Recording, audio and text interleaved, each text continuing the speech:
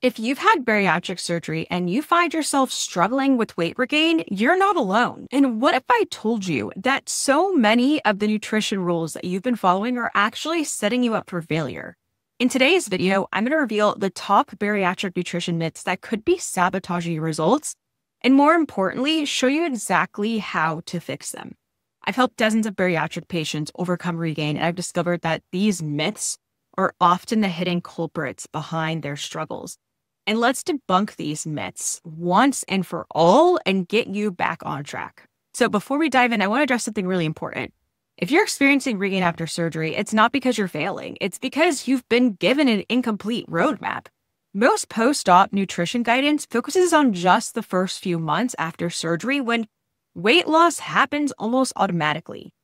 But the strategies that work in the honeymoon phase are often completely different from what you need for long-term success. And as a bariatric coach who's worked with dozens of post-op clients, and as someone who's had bariatric surgery myself, I identify the most damaging nutrition myths that lead to regain. So let's break them all down. Myth number one, I see this so many times, protein is all that matters. From day one after surgery, it is forced down your throat, and you hear it constantly. Protein first. Get your protein in. This advice isn't wrong. Protein's crucial, especially really early after surgery. But the singular focus on protein that happens in the bariatric world is often really leads patients to neglect other critical nutritional elements. And here's what happens. Many patients become so fixated on hitting their protein goals that they rely almost exclusively on protein shakes, protein bars, and processed protein products.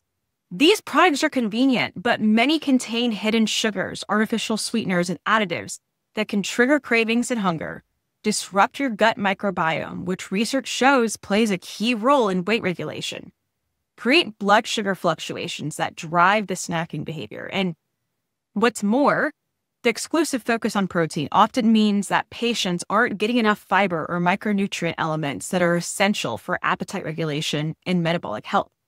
So here's how you fix it. Instead of just focusing on protein quantity, focus on protein quality and overall nutritional balance.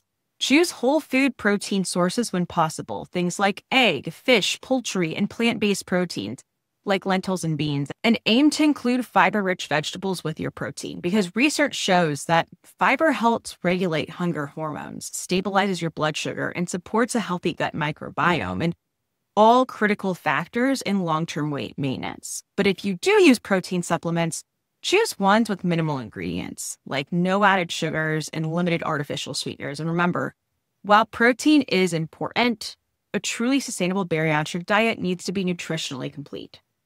Myth number two, calories do not count after surgery. This is perhaps the most damaging myth that I encounter. Most patients are told, don't worry about calories, your stomach is way too small to overeat. And this might be true to an extent immediately after surgery, but does not remain true forever.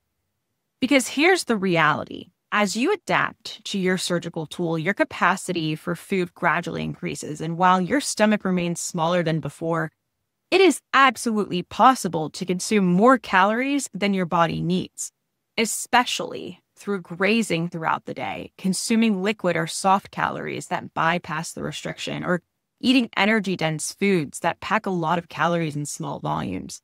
And research from the University of Pittsburgh Medical Center found that by 18 to 24 months post-op, many patients are consuming between 1,500 to 2,000 calories daily, which is plenty enough to maintain or even gain weight depending on their metabolism and activity level. Here's the fix. This does not mean that you need to count every calorie obsessively, but awareness matters. Focus on creating a sustainable eating structure that naturally controls your calorie intake. So you want to do this by establishing consistent meal timing to prevent grazing. Use appropriately sized dishes to manage your portions visually. Prioritize foods with high volume and nutrient density, but lower calorie density. Be mindful of liquid calories, which can easily bypass your surgical tool. And one client of mine was religiously hitting her protein goals, but still experiencing regain. When we analyzed her intake, we discovered that she was consuming over 300 calories daily just in her coffee creamer. And small changes to address those invisible calories helped her lose 12 pounds of regain in just 2 months. Myth number 3, all carbs are the enemy. Many bariatric patients are told to avoid carbohydrates completely or keep them to an absolute minimum. This fear of carbs often leads to severely restricted diets that are not sustainable long-term. And here's what the research actually shows.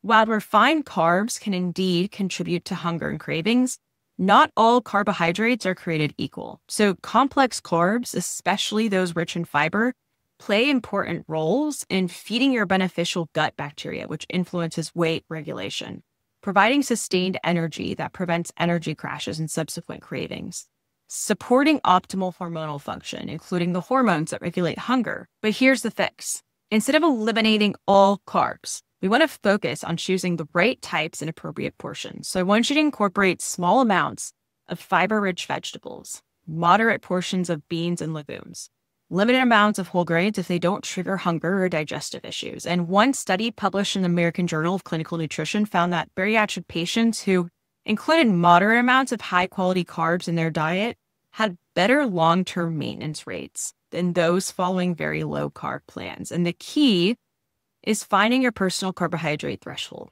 the amount and types that provide energy and satisfaction without triggering hunger or cravings. And this is going to vary significantly from person to person based on activity level, metabolic health, and individual tolerance. One of my clients had been following a strict no-carb approach for months before working with me and was constantly battling cravings, food noise, and energy crashes. And when we strategically reintroduced small portions of sweet potatoes, beans, and quinoa, their energy stabilized, the cravings diminished, and they actually started losing weight again. Myth number 4, meal frequency doesn't matter. Patients are advised to just eat when you're hungry and stop when you're full. This is seemingly sensible advice that overlooks a critical reality. Post-bariatric hunger and fullness cues are often unreliable, especially as you move farther out from surgery, because here's what happens. Without a structured approach to meal timing, many patients fall into one of 2 problematic patterns. They're either grazing throughout the day, never allowing their digestive system to reset, or they're going too long between meals, leading to extreme hunger that drives poor food choices. Both patterns can sabotage your results and contribute to regain. And research from the Bariatric Medical Institute of Texas found that patients who maintained consistent meal timing had significantly better long-term outcomes than those with irregular eating patterns. So, how do you fix this? I want you to create a consistent meal structure that works for your lifestyle. So for most of my clients, this means 4 to 5 meals every day. 4 to 5 meals. They're 3 to 4 hours apart, a defined eating window that allows for 12 to 14 hours, all right? So this approach has several benefits. First off, it prevents the blood sugar fluctuations that drive hunger and cravings. It also allows your digestive system to properly process each meal, and it creates a predictable routine that reduces decision fatigue around food. One of my clients was eating intuitively based on her surgeon's advice, but found herself constantly thinking about food. When we implemented a consistent 3-meal structure with 1 afternoon snack, she started feeling free. When we implemented a consistent 5-meal structure, she started feeling free from food thoughts within days, and the scale started moving in the right direction again. Myth number 5. Emotional eating disappears after bariatric surgery. And this might be the most dangerous myth of all. Many patients are led to believe that their emotional relationship with food will automatically resolve once their stomach is smaller. So this couldn't be further from the truth. So while surgery changes your anatomy, it doesn't change the neural pathways that connect stress, emotions, and eating behaviors. And in fact, research from the Yale Food Addiction Lab shows that for some patients, emotional eating patterns can intensify after surgery as they lose access to a primary coping mechanism without developing new ones. And so many of my clients report that emotional eating was manageable in the early post-op period when physical restriction was strongest, but it returned with a vengeance as they adapted to their tool, often contributing significantly to regain. Here's the fix. Proactively develop a toolkit of non-food coping strategies for different emotional triggers. So for stress, try deep breathing, short walks, stress balls, or guided meditations. For boredom, a list of engaging activities that require your hands, making phone calls impossible. For sadness, try journaling, calling a supportive friend, or emotional release activities. And just as important is implementing the stop method when you notice yourself reaching for food in response to emotion. So I want you to stop what you're doing, take a breath, think about why you're feeling what you're feeling, observe what's happening without judgment. P, proceed with awareness. One of my clients realized that she was using food to manage work stress every single afternoon. And by implementing a 5-minute walking break at her trigger time and keeping stress relief items at her desk, she reduced emotional eating episodes by 80% within 2 weeks. Myth number 6, one approach works for everyone. This myth manifests in many, many ways, whether it's the surgeon who gives every patient the exact same meal plan, or the online bariatric group insisting everyone must follow a particular diet to succeed. The truth is that nutritional needs after bariatric surgery are highly individualized. And research from the Cleveland Clinic found significant variations in how patients respond to different food types, meal timings, and macronutrient ratios based on the specific type of surgery they had, their pre-surgical health conditions, their personal metabolic responses, activity levels and lifestyle factors, and their medication use and nutrient absorption. The fix: embrace a personalized approach to your bariatric nutrition. This means experimenting mindfully with different approaches to find what works for your body. Tracking your personal responses to different foods and not just following generic rules. Adjusting your nutrition strategy as your body and lifestyle change over time. And some patients thrive on higher protein, moderate fat, and lower carbohydrate approaches, but others do better with more balanced macronutrient ratios. And some need 4 meals daily, while others do better with smaller, more frequent meals. And the key is finding your optimal approach through systematic experimentation and careful observation of how different foods and patterns really affect your hunger, your energy, your cravings. So there you have it. 6 damaging bariatric nutrition myths that could be causing your regain and the practical fixes for every single one. So to summarize, protein matters, but nutritional balance matters more. Calories still count, even with a smaller stomach. The right carbs can support your success. Meal timing and structure are crucial. Emotional eating requires active management, and your nutritional needs are unique to you.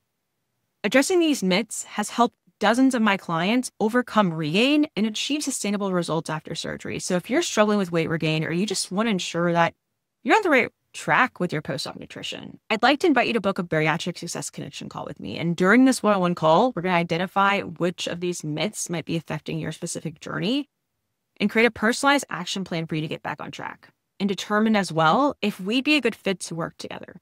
So these calls are completely free, but I only have a limited number of spots available each week. So to book yours, just click the link in the description below. And before you go, let me know in the comments, which of these myths surprised you the most, or is there another nutrition myth that you've encountered on your journey?